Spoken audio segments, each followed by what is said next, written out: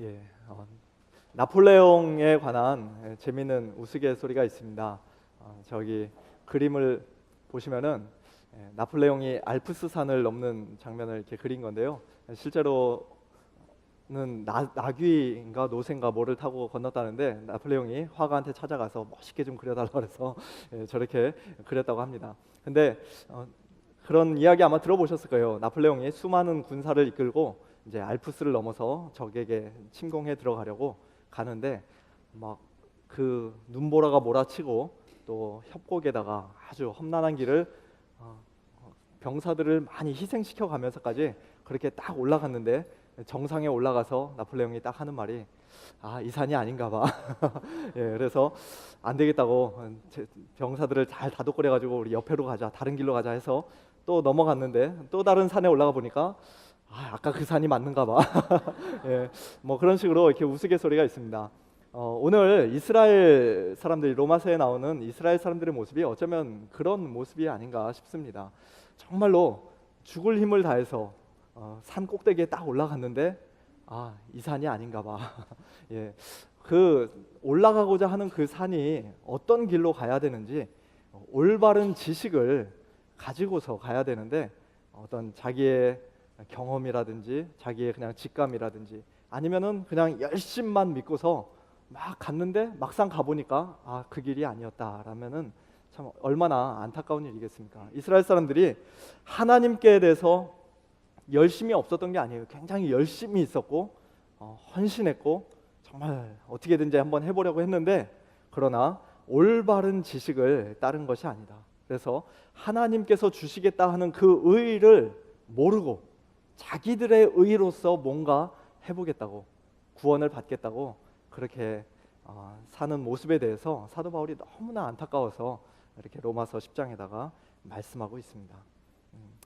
우리가 살아가면서 몰라도 되는 지식이 있죠. 꼭 굳이 알아야 굳이 알지 않아도 되는 그런 일들이 많이 있습니다. 뭐 구글을 치면은 많은 것들을 우리가 알 수 있지만은 컴퓨터 뭐 그런 지식들 우리가 다 알아야 될 필요는 없습니다. 그리고 어떤 경우에는 차라리 모르는 게 나은 것들도 많이 있습니다. 그러나 반면에 우리가 반드시 알아야 되는 지식도 있는데요. 오늘 우리가 함께 살펴볼 하이델베르크 요리문답 2문에 보면은 우리가 꼭 알아야 될 것 세 가지에 대해서 이야기를 하고 있습니다. 근데 이것을 하기 전에 우리가 1문부터 우리 지난주에 했던 1문 2문이 1문과 연결되는 것이기 때문에 1문을 복습하는 차원에서 한번 다 같이 한번 읽어보겠습니다. 1문에 이렇게 질문합니다. 살아서나 죽어서나 당신의 유일한 위로는 무엇입니까? 여러분 기억나십니까? 여러분의 유일한 위로 뭐였습니까? 예, 한번 답을 보여주시죠. 예, 우리 함께 읽겠습니다. 시작. 살아서나 죽어서나 나는 나의 것이 아니요 몸도 영혼도 나의 신실한 구주 예수 그리스도의 것입니다.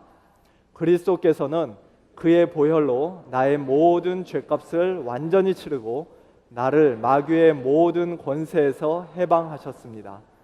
또한 하늘에 계신 나의 아버지의 뜻이 아니면 머리털 하나도 땅에 떨어지지 않도록 나를 보호하시며 참으로 모든 것이 합력하여 나의 구원을 이루도록 하십니다. 그러함으로 그의 성령으로 그분은 나에게 영생을 확신시켜 주시고 이제부터는 마음을 다하여 즐거이 그리고 신속히 그를 위해 살도록 하십니다. 아멘. 예, 여러분 2주 동안 한번 이 일문을 마음에 품고 사셨습니까?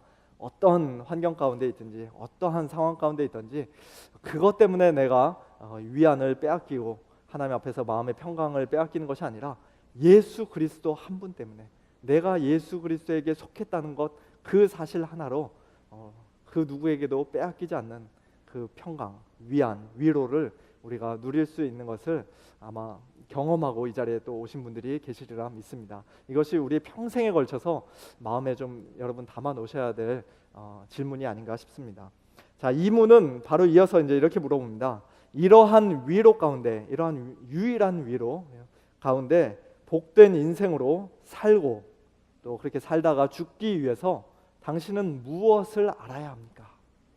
무엇을 느껴야 합니까? 라고 하지 않고요. 무엇을 체험해야 합니까? 라고 묻지 않습니다. 무엇을 알아야 합니까?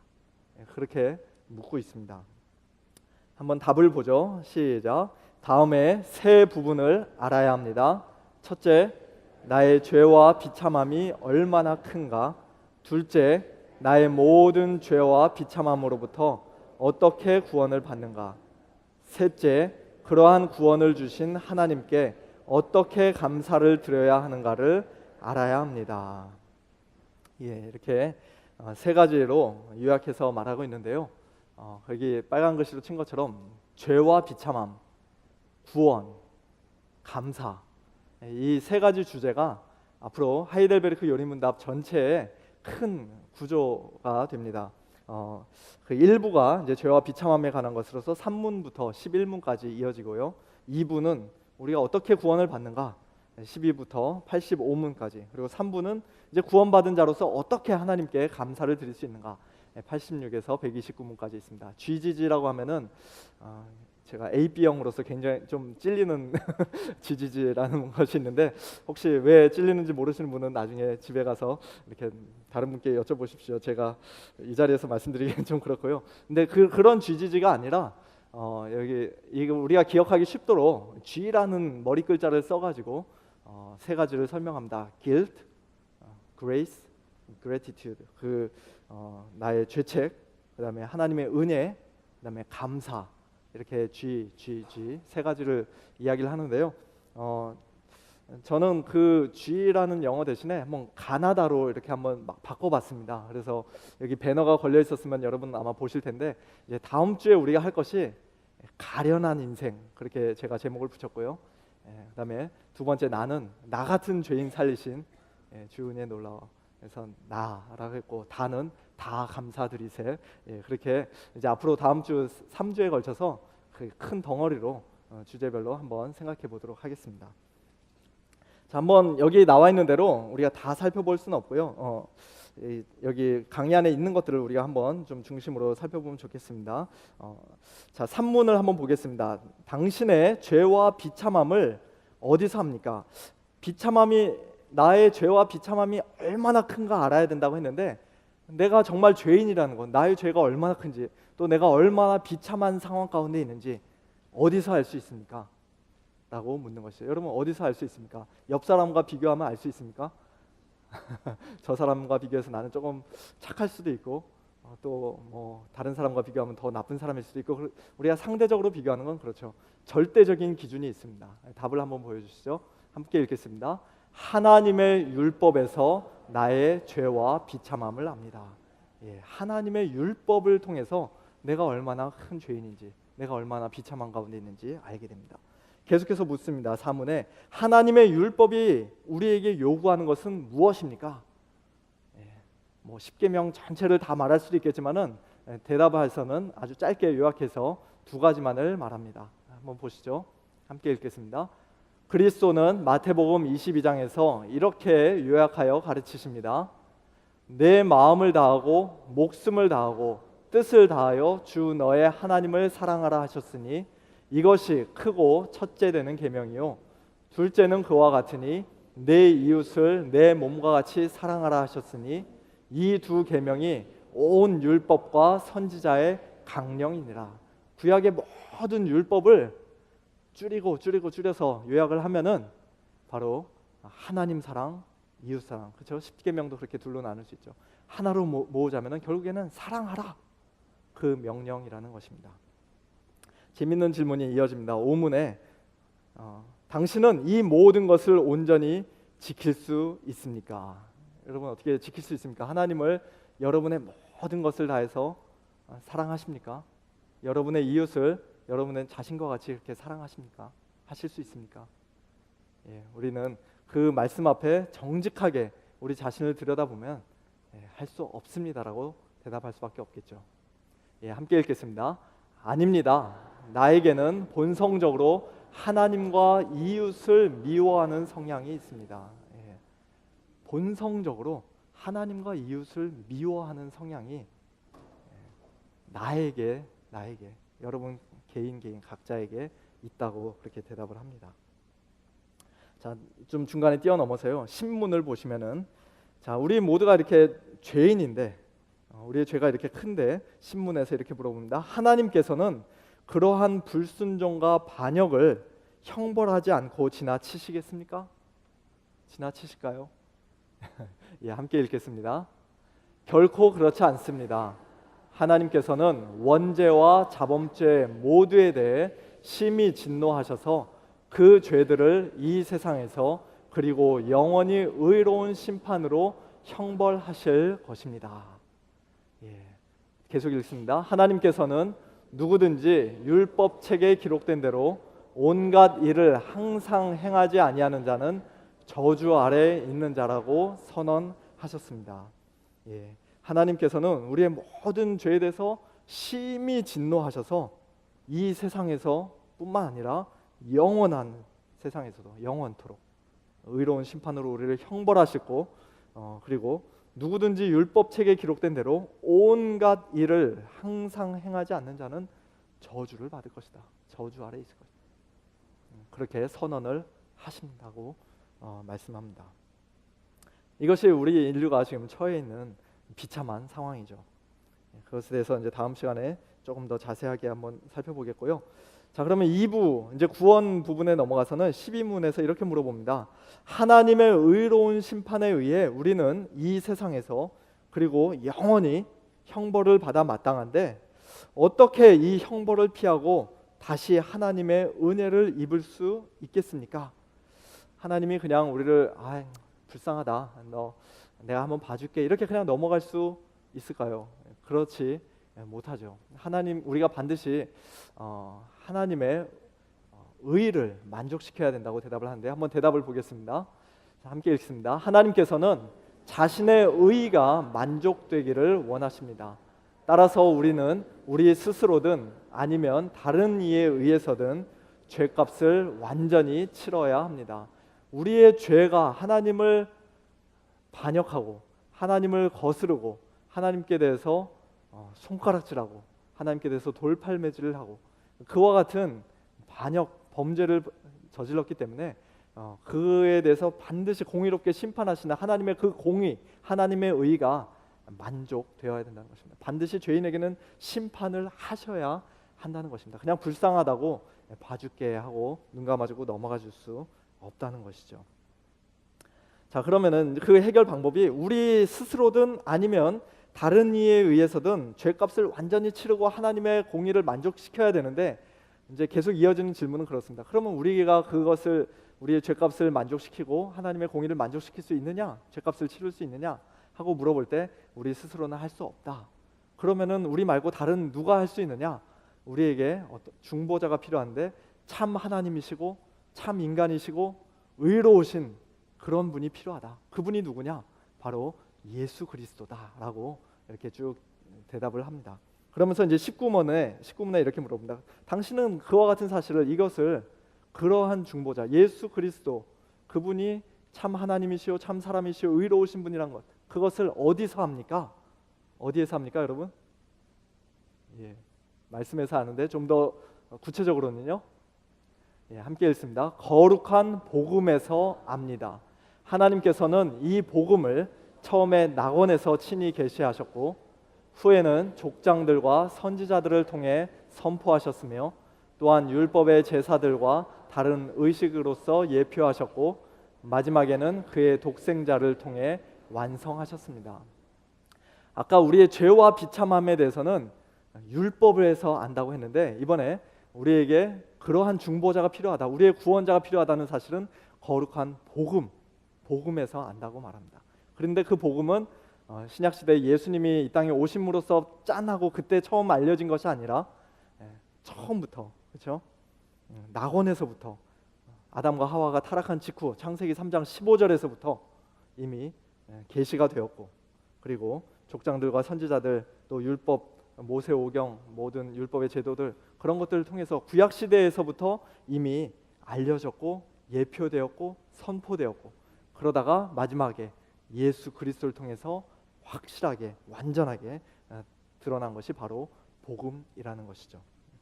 자, 20문에 이렇게 또 물어봅니다. 그러면 아담 안에서 모든 사람이 멸망한 것처럼 그리스도를 통하여 모든 사람이 구원을 받습니까?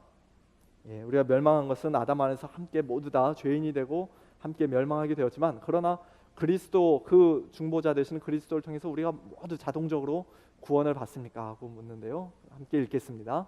아닙니다. 참된 믿음으로 그리스도에게 연합되어 그의 모든 은덕을 받아들이는 사람들만 구원을 받습니다. 예, 참된 믿음에 대해서 이야기하고요. 예수님의 모든 은덕이란 말은 benefit이라는 말을 번역한 것입니다. 예수님께서 우리를 위해서 죽으시고 다시 살아나시고 그의 모든 사역을 통해서, 일들을 통해서 우리에게 주시는 영적인 유익들, 그것이 무엇인가? 그것을 우리가 어떻게 받는가? 참된 믿음으로.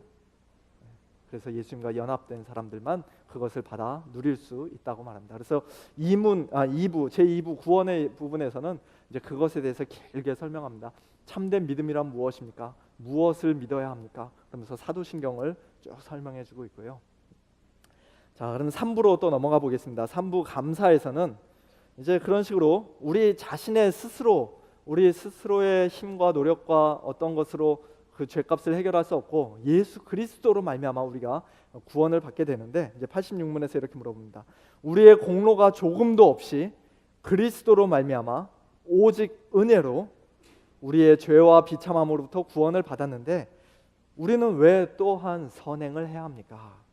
구원받았으면 그것을 좋다, 이제 됐다 하고 그렇게 살면 되지 왜 굳이 선행을 하라고 말하는 겁니까? 이제 그런 질문을 하는 것이죠. 재미있는 질문입니다. 한번 대답하겠습니다. 그리스도께서 그의 보혈로 우리를 구속하셨을 뿐 아니라 그의 성령으로 우리를 새롭게 하여 그의 형상을 담게 하시기 때문입니다. 계속 읽겠습니다. 이것은 우리가 모든 삶으로서 하나님의 은덕에 감사하고 하나님께서 우리를 통해 찬양받으시기 위함이며, 또한 우리 각 사람이 그 열매로서 자신의 믿음에 확신을 얻고 경건한 삶으로서 다른 사람을 그리스도에게 인도하기 위함입니다. 네 가지를 말하는데요. 첫째는 하나님의 은덕, 하나님이 우리에게 주신 그 베네핏, 영적인 유익에 대해서, 우리의 구원에 대해서, 하나님의 은혜에 대해서 우리가 감사, 여기서 감사가 나오죠. 감사하고 또 하나님께서 우리를 통해 찬양 받으시고 영광 받으시고, 세 번째는 그다음에 내가 예전과 달리 이렇게 선행, 그리스도인다운 삶을 사는 것을 보니 내게 참된 믿음이 있구나라는 그러한 믿음의 확신을 가지게 되고요. 네 번째는 나의 그 경건한 삶, 예전과 달라진 그러한 삶의 모습을 통해서 다른 사람들이 그리스도께 나올 수 있는 그러한 일들을 위해서 우리에게 선행을 하라고 그렇게 말한다는 것입니다. 자, 91문. 자, 선행을 해야 하는데 그런데 선행이란 무엇입니까? 이제 그렇게 질문합니다. 선행. 우리 세상 사람들도 선행을 많이 하죠. 기부금 많이 내고 참 알게 모르게 숨어서 좋은 일 하시는 분들 많이 있습니다. 자, 그런데 여기서 말하는 선행, 성경이 말하는 선행, 하나님이 기뻐하시는 선행은 그것과는 조금 다른 개념으로 말합니다. 함께 답을 읽겠습니다. 참된 믿음으로 하나님의 율법을 따라서 그리고 그의 영광을 위하여 행한 것만을 선행이라 하며, 우리 자신의 생각이나 사람의 계명에 근거한 것은 선행이 아닙니다. 세 가지를 말합니다. 우리의 마음의 동기가 어때야 됩니까? 참된 믿음으로 해야 됩니다. 선행의 기준은 뭡니까? 하나님의 율법을 따라서 내 생각대로 내가 이것은 좋은 일일 거야 라고 내 생각대로가 아니라 하나님의 율법의 기준에 따라서, 그리고 그 목적은 뭡니까? 선행의 목적은 나 자신이 영광 받는 게 아니라 하나님의 영광을 위해서 행한 그것만이 하나님 보시기에 선행이고 하나님을 기쁘시게 할 수 있는 일이라는 것입니다. 자, 참된 믿음이란 뭔가에 대해서는 아까 2부에서 다뤘고요. 그 다음에 하나님의 율법을 따라서 하라고 했는데 이제 바로 이어지는 질문이 그겁니다. 그러면 하나님의 율법이 무엇입니까? 이제 그렇게 물어봅니다. 하나님의 율법을 따라서 해야 선행이라고 하는데 하나님의 율법이 도대체 뭡니까? 아까 1문에서도 비슷한 질문이 있었죠. 1문에서는 하나님의 율법을 하나님을 사랑하라, 이웃을 사랑하라, 그 두 가지로 이야기를 했는데 여기서는 조금 더 길게 이야기를 합니다. 함께 보시겠습니다. 하나님께서는 다음과 같이 말씀하셨습니다 하면서 성경 구절을 출애굽기 20장, 신명기 5장 이렇게 가로 안에 넣고요. 그러면서 쭉 길게 나온 것이 십계명을 쭉 나열하고 있습니다. 첫째, 둘째, 셋째, 넷째, 그래서 10번째까지 10계명에 대해서 이 기준에 따라서 우리가 할 때 참된 믿음으로 하나님의 영광을 위해서 할 때 이것이 곧 선행이 된다. 그리고 그 선행이 우리에게 선행을 왜 한다고요? 우리가 선행을 왜 한다고요? 하나님의 은혜에 감사하는 그 삶이 된다는 것이죠. 감사. 그렇게 이어집니다. 자, 이것은 로마서, 우리가 요즘 주일마다 담임 목사님 통해서 로마서 말씀을 배우고 있는데 그 로마서 전체의 구조와도 지금 동일하다고 할 수 있습니다. 앞에 1부에서는 로마서 1장부터 3장 20절까지를 통해서 우리가 얼마나 죄인인가, 하나님 앞에서 우리가 얼마나 큰 죄인이고 우리가 얼마나 비참한 가운데 있다는 것을, 특별히 율법이 우리에게 그것을 알게 해준다. 로마서 3장 20절 말씀 한번 보시겠습니까? 함께 읽겠습니다. 그러므로 율법의 행위로 그의 앞에 의롭다 하심을 얻을 육체가 없나니 율법으로는 죄를 깨달음이니라. 율법을 통해서 구원받으라고 주신 게 아니라 죄를 깨달으라고 하나님께서 우리에게 그 율법을 주셨다는 것입니다. 율법으로는 우리가 얼마나 죄인인지, 로마 7장에도 또 비슷한 말씀이 나오죠. 죄로 하여금 심히 죄되게 하기 위해서 그런 율법의 기능이 있습니다. 그리고 두 번째에서는 이제 로마서 3장 21절부터 11장까지 전체 내용이 하나님께서 그러한 죄인들을 위해서 어떤 일을 하셨는가, 어떠한 구원을 베푸셨는가 하는 내용이 길게 이제 설명되고 있죠. 로마서 3장 21절, 22절 보시면요. 그러나 율법으로는 죄를 깨달음이라면서 율법의 기능과 한계에 대해서 말하고, 그러나 이제는 율법 외에 하나님의 한 의가 나타났으니 율법으로는 할 수 없는 그것을 이제 하나님께서 친히 하시는 그 구원의 사역이 나옵니다. 하나님의 한 의가 나타났으니 율법과 선지자들에게 증거를 받은 것이라. 구약 성경에서부터 이미 있었던 그 복음에 대해서 말합니다. 뭡니까? 곧 예수 그리스도를 믿음으로 말미암아 모든 믿는 자에게 미치는 하나님의 의에 대해서 이제 로마서 3장 21절부터 쭉 길게 로마서 11장까지 말씀하고요. 11장 이제 마지막에 보시면은 33절, 이 모든 구원의 놀라운 비밀에 대해서 들은 사도 바울이 어떻게 감탄을 합니까? 깊도다 하나님의 지혜와 지식의 풍성함이요, 자기 머리로는 상상도 할 수 없었던, 인간이 공경히 만들 수 있는 그러한 교리가 아니라 하나님의 지혜와 지식의 풍성함에서부터 나오는 그러한 놀라운 구원의 도리에 대해서 사도 바울이 감탄을 하고 있습니다. 그의 판단은 헤아리지 못할 것이며 그의 길은 찾지 못할 것이로다. 그러면서 36절 마지막 절에서 하나님께 대해서 찬양을 하죠. 만물이 주에게서 나오고 주로 말미암고 주에게로 돌아가고 그에게 영광이 세세에 있을지어다. 아멘. 여기까지가 이제 11장 마지막이고요. 그 다음에 바로 이어서 12장부터는 이제 마지막 16장까지 이제 우리 크리스찬들이 구원받은 자로서 어떻게 살아야 하는가. 그러므로 구원을 받았으므로 형제들아, 내가 하나님의 모든 자비하심으로, 여기서 말하는 모든 자비하심은 이제 앞에서 말했던 그 모든 하나님이 우리에게 얼마나 자비하셨는가, 얼마나 놀라운 은혜를 베푸셨는가, 내가 그것에 근거해서 너희를 이렇게 권한다 하면서 무엇을 권합니까? 너희 몸을 하나님이 기뻐하시는 거룩한 산 제물로 드리라. 이는 너희가 드릴 영적 예배니라. 너희는 이 세대를 본받지 말고 오직 마음을 새롭게 함으로 변화를 받아 하나님의 선하시고 기뻐하시고 온전하신 뜻이 무엇인지 분별하도록 하라 하면서 이제 우리 성도들이 어떻게 살아야 하는지 좀 더 구체적으로 12장에서부터 쭉 이렇게 말씀을 하십니다. 그것이 이제 로마서 전체의 구조라고 할 수 있겠죠. 그리고 그 구조를 따라서 하이델베르크 요리문답을 만든 것입니다. 뒷장 넘어가시면요, 우리가 이 1부, 2부, 3부의 구조를 봤듯이 그 2문에서 우리가 알아야 할 것을 크게 세 가지로 이야기하고 있죠. 죄와 비참함, 그리고 구원, 그리고 감사에 대해서 말하는데, 이것을 조금 다른 관점에서 보면은 크게 보면은 두 가지라고도 할 수 있습니다. 하나는 율법, 그렇죠. 1부와 3부는 지금 율법에 대해서 다루고 있고, 그리고 가운데 있는 것은 복음, 율법과 복음, 그것을 우리가 바르게 구분하고 바르게 아는 것이 너무나도 중요합니다. 그래서 제가 다섯 가지 신학자들 혹은 어떤 요리문답을 좀 소개해드리고 싶은데요. 거의 다 비슷한 이야기들을 하고 있습니다. 율법과 복음의 구분이 얼마나 중요한지. 예, 저희 먼저 첫 번째 테오도르 베자라는 사람이 나오는데요. 우리가 보통 율법과 복음의 구분을 말하면은 많은 분들이 그거는 마틴 루터가 한 이야기 아닌가? 루터만 그런 이야기 한 거 아닌가? 이제 그렇게 생각하시기 쉬운데요. 루터가 굉장히 강조를 많이 했습니다.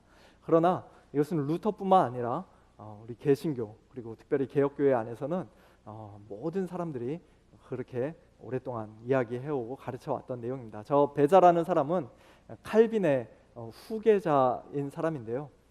그 사람이 이제 그의 책 The Christian Faith라는 책에서 이렇게 이야기를 했습니다. 함께 읽어볼까요? 하나님의 말씀은 크게 두 부분으로 나눌 수 있다. 하나는 율법이고 다른 하나는 복음이다. 율법과 복음의 구분에 대해 무지한 것은 옛날이나 지금이나 기독교를 부패시키는 주된 요인 중 하나다. 여러분 좀 충격적이지 않으십니까? 기독교를 부패시키는 요인이 어떤 도덕적인 타락, 어떤 이단들, 그런 것들뿐만이 아니라 율법과 복음의 구분에 대해 무지한 것, 그것에 대해 알지 못하고, 그것에 대해 말하지 않고, 그것에 대해 가르치지 않고, 그것에 대해 관심 가지지 않고, 성경을 읽을 때 그것을 신경 쓰지 않고 그냥 다 율법과 복음을 짬뽕시켜서 하는 그 모든 것이 기독교를 부패시키는 중요한 요인 중에 하나가 된다는 것입니다. 그래서 이 하나님의 말씀, 성경책을 크게 두 부분으로 나누면 율법과 복음으로 나눌 수 있다. 여기 인덱스가 붙어 있어가지고 구약 성경은 검은색이고 신약 성경은 빨간색이고 요만큼 이렇게 있는데요. 그렇게 구약과 신약으로 나누라는 게 아니라 율법과 복음으로 나누라는 것입니다. 조금 이따가 더 보겠습니다. 자, 윌리엄 트위스라는 두 번째 사람은 그 웨스트민스터 요리문답, 신앙고백서 이런 걸 작성할 때 이제 몇 년 동안 회의를 했거든요.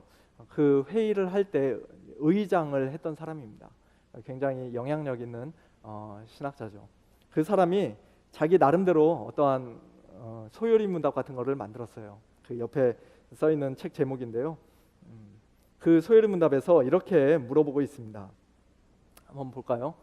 천국에 들어가는 길에는 몇 가지가 있다고 하나님의 말씀이 우리에게 가르칩니까?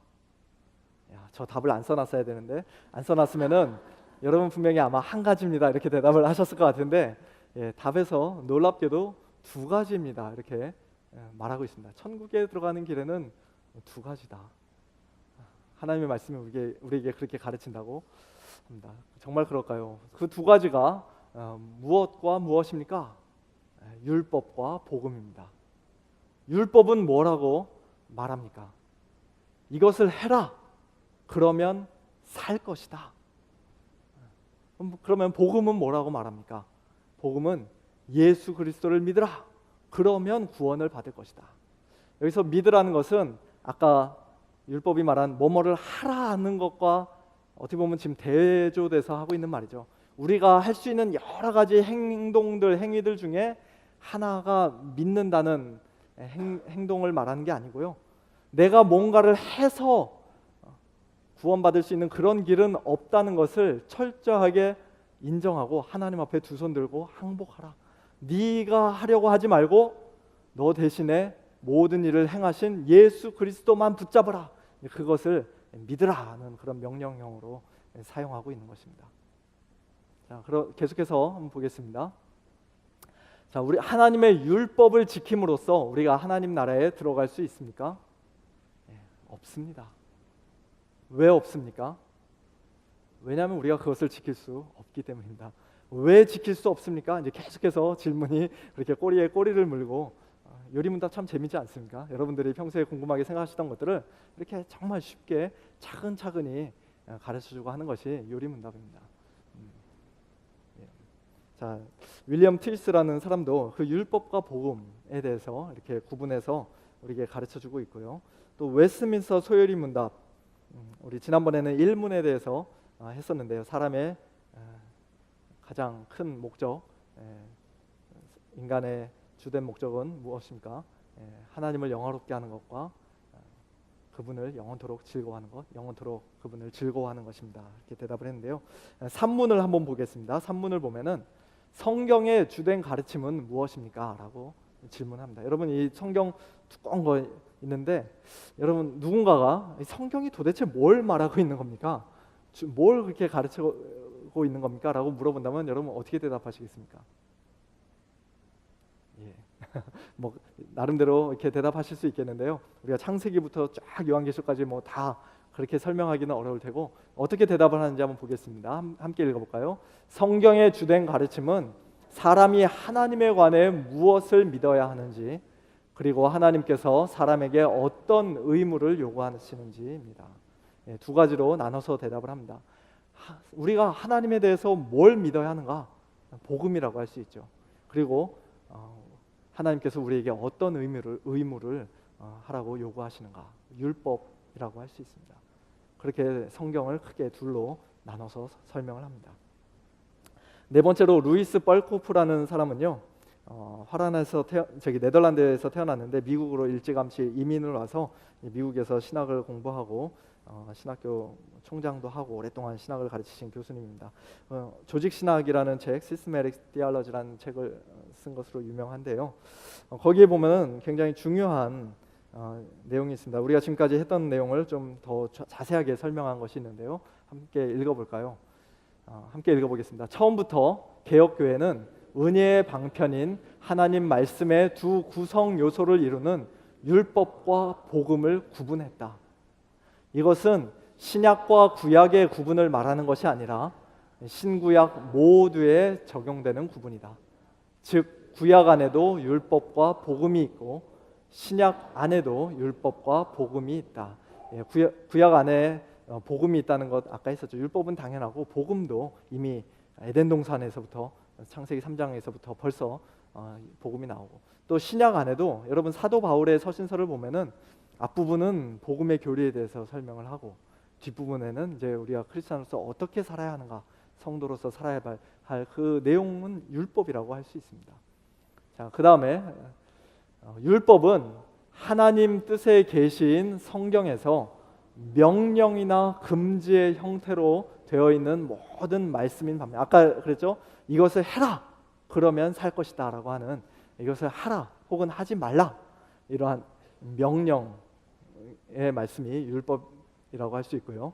그 다음에 복음은 신구약에 상관없이 하나님께서 죄인들과 화목을 이루신 사역과 관련된 말씀, 그리고 그리스도 예수 안에서 죄인들을 찾으시고 구속하시는 하나님의 사랑을 선포하는 모든 말씀이다.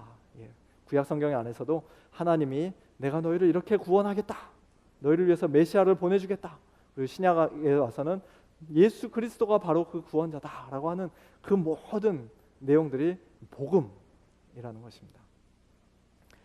자, 마지막으로 마이클 홀튼이라는 교수님은 여기 에스컨디도에 있는 그 웨스민스터 신학교 교수님인데요. 제가 10년 전에 학교 졸업할 때 교수님이셨습니다. 저희 교수님이셨고 젊은 분이지만은 굉장히 지금 한국에도 많이 알려져 있고 가장 요즘 소위 말해서 핫한 뜨는 그런 신학자인데, 한번 그분이 간략하게 말한 내용을 한번 보면요, 율법은 우리 보고 이거 뭐뭐를 해라, 이것을 하라고 이제 그렇게 말해주고요. 그러나 가스펠 복음은 우리를 위해서 그리스도 안에서 하나님께서 이미 하신 일에 대해서 말해준다는 것입니다.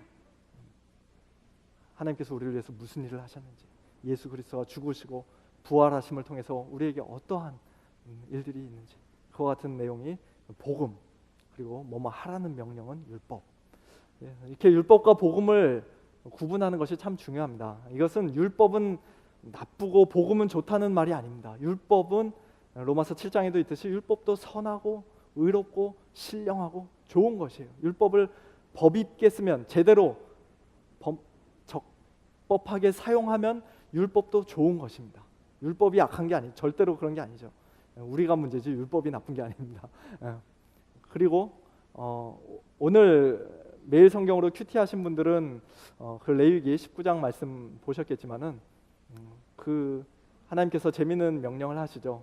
너희들 가축을 다른 동물과 이렇게 합해서 교미하지 말고 밭에다가 서로 다른 두 종자를 뿌리지 말고 섞어서 뿌리지 말고 옷을 입어도 서로 다른 재료로 된 것 이렇게 섞어서 짜지 말고 그런 말씀을 하시는데 물론 그것은 우리 성도들이 이 세상에 살면서 세상과 어떤 면에서는 다르게 거룩한 성도의 삶을 살아야 할 것을 말씀하시는 거라고 할 수 있겠습니다만 그 동일한 원리가 이 율법과 복음에도 적용이 된다고 할 수 있습니다. 율법은 율법, 복음은 복음이지 율법을 복음처럼 올리고 복음을 또 다른 율법으로 만들고 이렇게 두 개를 짬뽕해서 섞어서는 안 된다는 것이죠. 율법은 율법이고 복음은 복음입니다. 자, 그러면은 그 하이델베르크 요리문답이 이것을 이 구분을 어떻게 잘 유지하면서 전체 성경 말씀을 우리에게 설명해 주고 있는지 이제 그 밑에 부분을 한번 보겠습니다. 율법주의와 무율법주의를 넘어서 이 율법과 복음의 구분을 아는 것은 단순히 우리가 그런 게 있구나 하는 지적인 차원에서만 아는 게 아니라 성경을 바르게 해석하기 위해서만 필요한 게 아니라 실제로 우리가 크리스찬으로서 어떻게 살아야 하는지와 아주 직접적으로 연관이 있는 내용입니다. 우리가 이 구분을 제대로 하지 못하고 막 섞어버리고 하면은 우리도 알지 못하는 사이에 율법주의에 빠지게 되고 혹은 무율법주의, 율법 없어도 된다. 구원받았으니까 나는 이제는 내 마음대로 산다라는 그런 무율법주의에 빠지게 되고 또 열심히 한다고 성도답게 봉사하고 막 하지만 자기도 모르게 또다시 율법주의에 빠지는 공로주의에 빠지는 그러한 패단이 있을 수 있기 때문에 율법과 복음의 구분 그리고 그 관계를 바르게 아는 것이 너무나 중요합니다. 한번 보겠습니다. 우리 1부에서는 죄와 비참함 이 부분은 아까 읽었던 부분이니까 간단하게 좀 다시 한번 살펴보고 넘어갈게요. 하나님의 율법이 우리에게 요구하는 것 뭐라고 그랬죠? 크게 두 가지였죠. 하나님 사랑, 이웃 사랑. 당신은 이 모든 것을 온전히 지킬 수 있습니까? 아닙니다.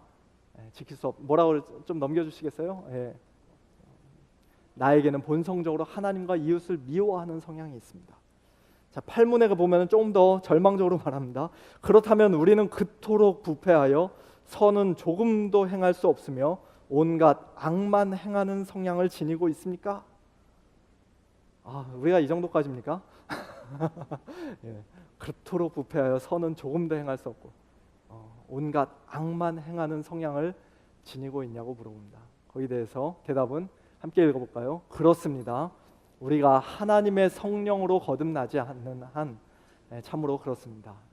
세상 사람들이 보기에는 꽤 괜찮은 사람, 착한 일 많이 하는 사람 칭찬할 수 있지만 그러나 영적으로는 하나님 보시기에는 우리가 하나님의 성령으로 거듭나서 새 사람이 되지 않는 한 우리는 이렇게 무엇을 하든지 하나님을 불쾌하게 하고 하나님을 진노하게 하는 그러한 악한 성향을 가지고 있는 사람들이라고 말합니다.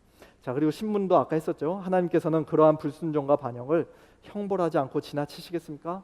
그렇지 않죠. 하나님께서는 반드시 그 죄에 대해서 심판하시고 진노하실 것입니다. 그리고 마지막에 갈라디아서 말씀처럼 율법책에 기록된 대로 온갖 일을 행하지 않는 자는 저주 아래에 있는 자라고 그렇게 말씀하십니다.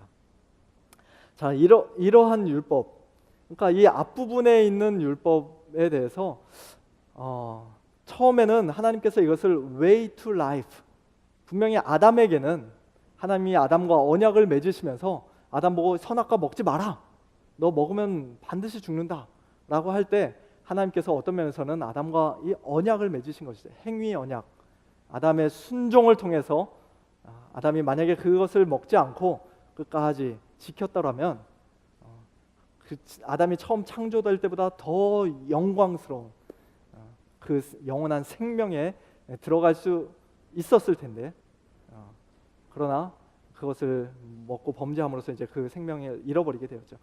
그때는 이 율법을 지키는 것이 way to life, 영생에 들어가는 길로 주어졌습니다. 그러나 아담 이후에 우리 모든 인류, 타락한 인류에게는 이제 이 율법이 더 이상 그 영생에 들어가는 길로서 작용을 하지 못합니다. 그래서 여러분 그 표를 보시면은 제가 1부하고 2부 사이에 막 이렇게 삐뚤빼뚤하게 이렇게 톱니처럼 막 이렇게 선을 그려 놓은 것은 그게 단절이 되어 있다는 것이에요.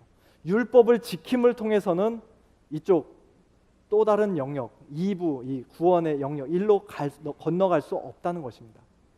이쪽엔 일부에 있는 이 영역은 지금 죄 아래에 있는 영역이고 아담 안에 있는 영역이고 법 아래에 있는 영역이죠. 그러나 이쪽 2부, 구원의 영역은 완전히 새로운 영역입니다. 예수 그리스도 안에 들어온 영역이고 하나님의 은혜 아래에 있는 영역이고 이 영역, 여기서부터 일로 갈 때는 율법을 지킴으로써는 그 누구도 건너갈 수 없다는 것이죠. 그런데 젊은 부자 청년 관원이 예수님께 나와서 내가 무엇을 해야, 뭘 해야 영생을 얻겠습니까? 라고 물어볼 때 예수님께서 그 청년에게 율법에 대해서 말씀하시죠. 율법에 뭐라고 되어 있느냐? 그랬더니 막 10계명 얘기하죠. 그래서 해라. 그러면 살 것이다. 예수님이 그렇게 말씀하십니다. 그 청년에게 율법을 말씀하세요. 내가 어려서부터 다 이것은 다 했습니다. 라고 할 때 예수님이 그 사람이 정말 율법을 다 지켜서 구원받으라고 하신 것이 아니라 어떻게 보면 그 율법이 정말로 요구하는 게 뭐냐? 너가 죄인이란 것을 깨달으라는 것이죠. 율법을 네가 정말 그걸 지킬 수 있느냐? 다 지켰다고 하는데 그러면 너 가지고 있는 거 다 팔고 재산 나눠주고 가난한 자들에게 나눠주고 그리고서 나 쫓아와 봐라. 그 율법 아래서 그 사람이 철저하게 절망하고 자기의 죄인됨과 무능함을 깨닫고 예수님께 나왔어야 되는데 그 사람은 그 율법을 통해서 무엇을 함으로써 영생을 얻어볼까 하다가 결국에는 슬픈 기색을 하고 예수님을 떠나는 그러한 장면이 성경에 있지 않습니까? 그 누구도 율법을 지킴으로써는 이 영역으로 넘어올 수 없습니다. 그래서 바리새인들도 그랬죠. 바리새인들도 자기들이 뭔가 열심히 함으로써 아까 우리 로마서 10장에 읽었던 것처럼 자기 의를 힘써 세움으로써 열심히 말씀에 순종한다고 했는데 그러나 그 길로는 구원에 이를 수 없는 것을 그들은 알지 못했던 것입니다. 오직 은혜로만 이 첫 번째 율법주의를 극복할 수 있습니다. 자, 우리가 할 수 없다는 것을 이제 인정하고 59문에서 2부로 넘어와서 이 모든 것을 믿는 것이 당신에게 지금 어떤 유익을 줍니까? 여기서 이 모든 것은 58문까지 사도신경에 대해서 길게 설명을 했습니다. 이제 우리가 참된 믿음으로 믿어야 할 것이 도대체 뭡니까? 할 때 이제 사도신경의 조항들을 하나하나 이렇게 설명을 하면서 이 모든 것을 믿는 것이 당신에게 지금 어떤 유익을 줍니까? 하고 물어봅니다. 한번 보겠습니다. 그리스도 안에서 나는 하나님 앞에 의롭게 되며 영원한 생명의 상속자가 됩니다. 예, 이 믿음으로써 우리가 하나님 앞에 의롭다 여기심을 받고 그리고 영원한 생명, 천국을 우리가 상속받는 그런 복을 누리게 됩니다. 자, 60문에 이렇게 물어봅니다. 당신은 어떻게 하나님 앞에서 의롭게 됩니까? 함께 읽겠습니다. 오직 예수 그리스도에 대한 참된 믿음으로만 됩니다. 아까도 이야기했죠. 우리가 율법을 지킴으로써가 아니라 오직 예수 그리스도에 대한 참된 믿음으로만. 그리고 계속 읽어봅니다. 비록 내가 하나님의 모든 계명을 크게 어겼고 단 하나도 지키지 않았으며 여전히 모든 악으로 향하는 성향이 있다고 나의 양심이 고소하지만 하나님께서는 나의 공로가 전혀 없이 순전히 은혜로 그리스도의 온전히 만족해 하심과 의로움과 거룩함을 선물로 주십니다. 하나님의 그 공의를 만족시키신 예수 그리스도 온전히 만족해 하셨다는 건 그겁니다. 그리고 의로움, 예수님의 의로움과 거룩함을 나에게 오직 은혜로, 오직 믿음으로 주신다는 것이죠. 계속 볼까요? 하나님께서는 마치 나에게 죄가 전혀 없고 또한 내가 죄를 짓지 않은 것처럼 실로 그리스도께서 나를 위해 이루신 모든 순종을 내가 직접 이룬 것처럼 여겨주십니다. 오직 믿는 마음으로만 나는 이 선물을 받습니다. 시간이 없어서 이것을 자세히 나누기는 어려운데요. 여러분 한번 꼼꼼히 한번 자세히 한번 읽어보십시오. 집에 가셔서 얼마나 참 읽는 것 자체로도 너무 은혜가 됩니다. 우리가 오직 믿음, 이 참된 믿음을 통해서 받는 유익이 얼마나 큰지. 나는 비록 이렇게 형편없지만 그러나 나를 위해서 모든 것을 다 이루신 예수 그리스도를 통해서 하나님이 나를 죄 없다 하실 뿐만 아니라 너는 의롭다, 내가 명한 모든 것을 다 지켰다, 순종했다 라고까지 인정해 주신다는 것이죠. 자, 당신은 왜 오직 믿음으로만 의롭게 된다고 말합니까? 이제 61문에서 그렇게 말합니다. 왜 선행도 필요하다고 말해야지 왜 오직 믿음으로만 의롭게 된다고 말합니까? 이제 그런 의미가 담겨 있죠. 나의 믿음에 어떤 가치가 있어서 하나님께서 나를 받으실 만한 것은 아니며 오직 그리스도의 만족해 하심과 의로움과 거룩함만이 하나님 앞에서 나의 의의가 됩니다. 나의 믿음 자체도 하나님 앞에서 어떤 공로가 되지 못하고 오직 내 믿음으로 붙잡는 그분 예수 그리스도 때문에 내가 의롭게 되는 것이죠. 자, 그러면서 62문에 이제 선행에 연결해서 자, 우리의 선행은 왜 하나님 앞에서 의가 될 수 없으며 의의 한 부분이라도 될 수 없습니까? 아니, 믿음 플러스 선행 하면은 좋을 것 같은데 왜 거기서 선행은 배제시키고 오직 믿음으로만 오직 그리스도로만 우리가 하나님 앞에서 의롭다 여김을 받느냐? 이제 그런 질문을 하는 겁니다. 함께 읽겠습니다. 하나님의 심판대 앞에 설 수 있는 의인은 절대적으로 완전해야 하며 모든 면에서 하나님의 율법에 일치해야 합니다. 그러나 우리가 이 세상에서 행한 최고의 행위라도 모두 불완전하며 죄로 오염되어 있습니다. 예, 그렇죠. 우리가 할 수 있는 최고의 행위라도 그것이 하나님 보시기에는 하나님이 율법에서 요구하시는 이 완전한 기준에는 항상 미치지 못하기 때문입니다. 예. 그 다음에 63문 하나님께서 우리의 선행에 대해 이 세상과 오는 세상에서 상 주시겠다고 약속하셨죠. 선행 어떤 상급이 있을 것이라 약속하시는데 그래도 우리의 선행은 아무 공로가 없다고 할 수 있습니까? 재미있는 질문합니다. 함께 답을 보겠습니다. 하나님의 상은 공로로 얻는 것이 아니고 은혜로 주시는 선물입니다. 하나님께서 우리에게 상 주시마 약속하셨지만 그 상조차도 우리가 선행을 한 것에 따라서 그것 때문에 받게 되는 어떤 공로, 삭, 일꾼에게 주는 삭시 아니라 아버지가 자녀에게 주는 선물이고 은혜라는 것입니다. 그 상급조차도 철저하게 우리의 행위에 대해서 어떤 공로주의로 가는 것을 막고 있습니다. 자, 그럼 64문에 이렇게 질문합니다. 아니, 참 믿음만 강조하고 이렇게 선행이 우리가 하나님 앞에 의로운 자로 이렇게 서는데 좀 더 도움이 되지 못한다 한다면은 이러한 가르침으로 말미암아 사람들이 무관심하고 사악하게 되지 않겠습니까? 아, 그러면은 뭐 이제 나는 아무렇게나 살아도 되겠네. 사람들이 그렇게 대답하지 않을까요? 이제 그런 질문을 하는 것이죠. 아닙니다. 참된 믿음으로 그리스도에게 접붙여진 사람들이 감사의 열매를 맺지 않는 것은 불가능합니다. 참된 믿음으로 예수 그리스도와 연합된 사람이 참된 성도가 이제 난 구원받았으니까 이제는 마음대로 살아야지 하면서 예전과 똑같이 죄 가운데 그렇게 사는 것은 불가능하다는 것입니다. 불가능. 그러니까 다르죠. 믿었지만 믿어도 이 일을 해야지 선행을 해야지 구원받습니다라고 막 이렇게 협박하는 것과 믿으면은 감사의 열매, 선행을 열매로 맺습니다. 믿는 자답게 합당하게 사십시오. 이거는 전혀 다른 이야기인 것이죠. 자, 이 복음을 통해서 하나님께서 우리에게 주시는 것은 영생입니다. 이터널 라이프. 그리고 이 복음을 우리가 제대로 이해하지 못하면은 여기서 염려하고 있는 것처럼 이제는 내 마음대로 살아야 된다는 그런 무율법주의 혹은 율법 폐기론에 빠질 수가 있습니다. 그러나 그렇지 않다, 그럴 수 없다, 불가능하다라고 지금 하이델베르크 요리문답은 가르치고 있습니다. 자, 3부로 넘어와서 감사 율법을 보겠는데 86문. 자, 여기에는 이제 점점점점점을 했죠. 거기 이렇게 막 이렇게 단절이 아니라 2부에서 이 참되게 구원받은 사람은 자연스럽게 3부로 넘어가기 때문에 거기는 화살표가 이쪽으로 갑니다. 그리고 나중에 보겠지만 또 다시 이쪽으로도 넘어옵니다. 왔다 갔다. 여기는 서로 교류가 있습니다. 그렇기 때문에 점선으로 그 길을 표시를 해놨습니다.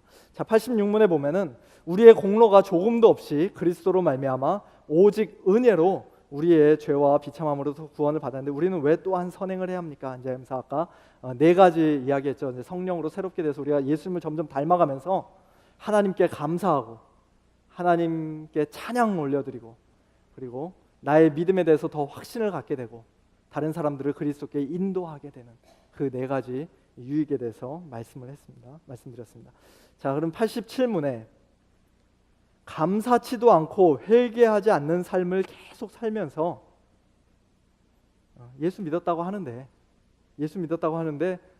그 삶을 계속 지켜보니까 그 삶의 가운데 하나님께 대한 감사도 없어요. 매일매일 옛사람이 죽고 새 사람으로 살아가는 그런 회개의 삶도 없습니다.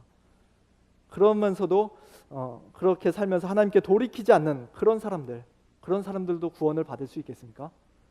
교회는 나오는데 혹은 어떤 열심히 봉사는 하는데 그 삶 가운데 감사의 열매라는 것이 나타나지 않는 사람들, 예수 믿는다고 입으로는 고백하는데 삶이 전혀 달라지지 않은 사람들, 그런 사람들도 구원을 얻을 수 있겠습니까?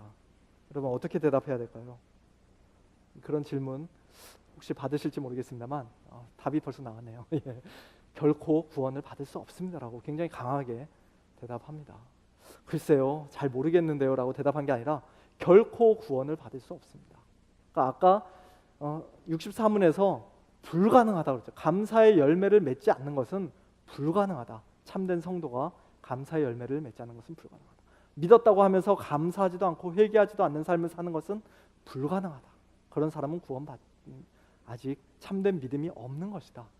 참되게 예수 믿지 않는 것이다 라고 하면서 이제 성경 말씀을 인용해서 음란한 자, 우상 숭배자, 간음하는 자, 도둑질하는 자, 탐욕을 부리는 자, 술 취한 자, 욕하는 자, 강도질하는 자, 어쩌다 실수로 한번 이렇게 하는 죄가 아니라 그러한 삶의 라이프 스타일을 가지고 예전과 똑같이 죄 가운데 머물며 그 안에 계속해서 살아가는 사람들, 그런 사람들은 하나님의 나라를 유업으로 받지 못한다.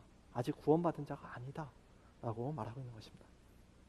자, 그러면서 아까 봤던 것처럼 이제 우리가 뭐가 선행입니까 하고 선행 어떻게 해야 됩니까? 이제 율법을 따라서 해야 율법이 뭡니까 하면서 십계명을 쭉 설명을 합니다.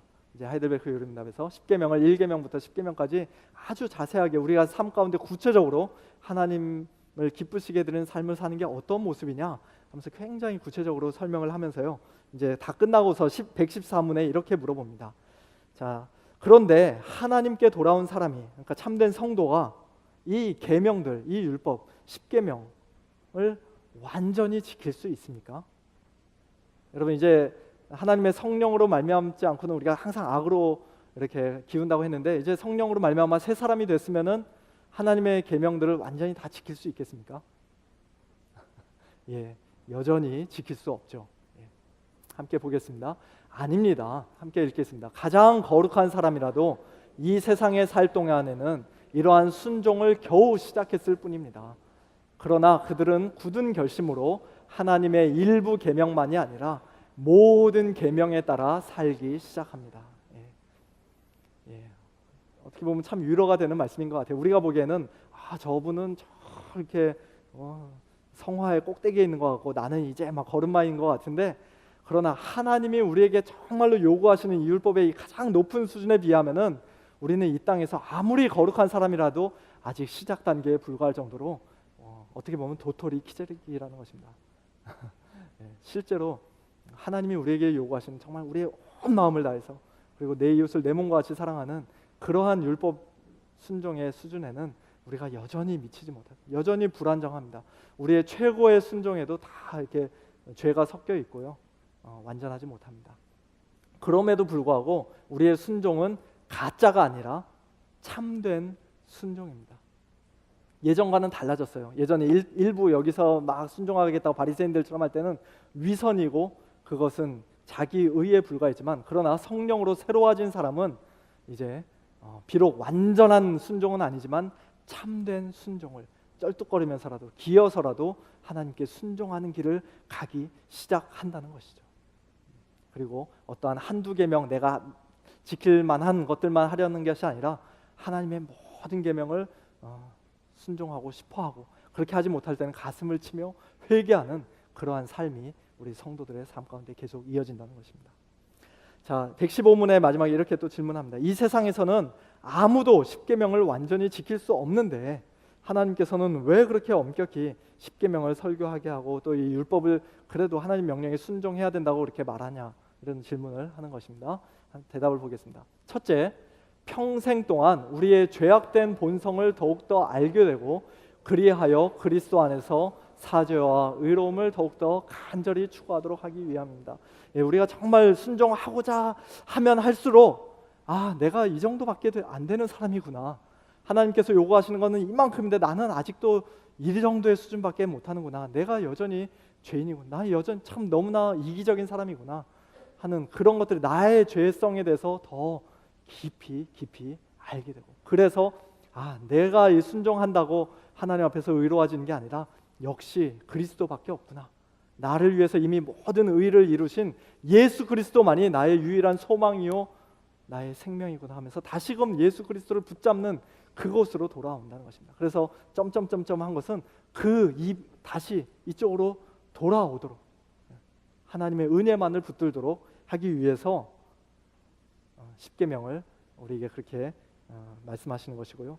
두 번째 있습니다. 두 번째 유익이 있는데, 둘째, 이 세상의 삶을 마치고 목적지인 완전에 이를 때까지 하나님의 형상으로 더욱더 변화되기를 끊임없이 노력하고 하나님께 성령의 은혜를 구하기 위함입니다.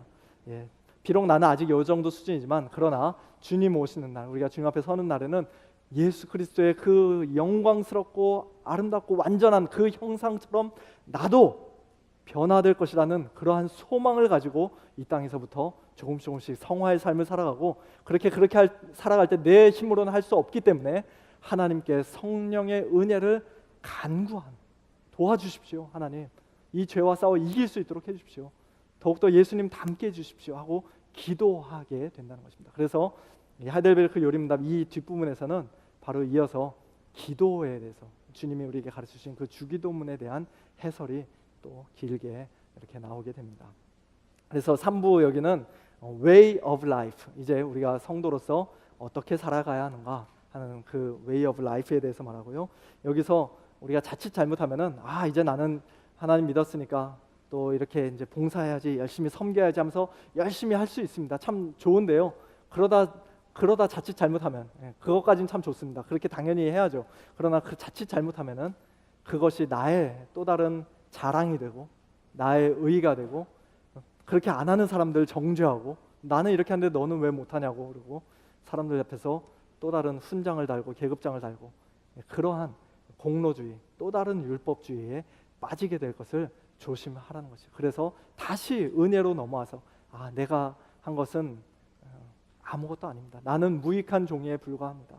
예수 그리스도만이 존귀 여김을 받으십시오. 하나님의 은혜만이 높임을 받으십시오 하면서 다시금 또 주님의 은혜에 의지하고 엎드리게 되는 그러한 삶을 살게 되는 것입니다. 너무나도 중요한 지식 세 가지 오늘 살펴봤고요.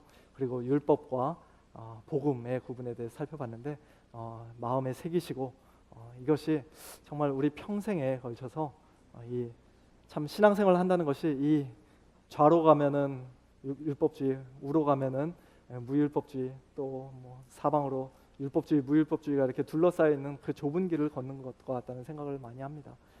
그러나 그 길이 좁지만은 예수 그리스도 안에서 우리에게 참된 자유와 평안이 있고 참된 기쁨이 있는 그러한 생명의 길인 줄로 믿습니다. 오늘 말씀을 함께 우리 생각하시면서 이 시간 같이 찬양하기를 원하는데요.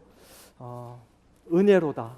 정말 모든 것이 다 하나님의 은혜입니다. 우리에게 이 귀한 지식을, 하나님의 말씀을 주신 것도 은혜고, 또 율법과 복음을 통해서 우리가 누구인지, 또 우리가 어떻게 구원받는지, 하나님께 어떻게 감사하며 살아야 할지 알려주시고, 또 알게 하실 뿐만 아니라 그렇게 살 수 있도록, 또 회개할 수 있도록, 믿을 수 있도록 도우시고 은혜 주신 하나님께 이 시간 감사하면서 함께 찬양하겠습니다.